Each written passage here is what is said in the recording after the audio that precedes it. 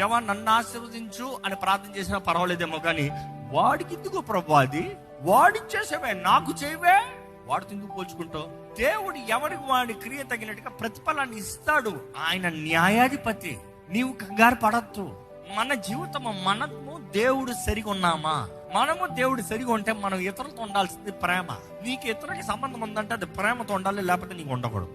కోపంతో సంబంధం పెట్టుకోవద్దు, ద్వేషంతో సంబంధం పెట్టుకోవద్దు, అహంకారంతో సంబంధం పెట్టుకోవద్దు, ప్రూవింగ్ లైఫ్ ఎక్సలెన్స్ పర్ఫార్మెన్స్ పెట్టి సంబంధాలు పెట్టుకోవద్దు. ఇప్పుడు కంపారిజన్ ఇదే. నేను ఇది కొనుక్కున్నాను తెలుసా, నాకు అది వచ్చింది తెలుసా, మా వాళ్ళు ఇది ఇచ్చారు తెలుసా, నాకు గిఫ్ట్ ఇది వచ్చింది తెలుసా.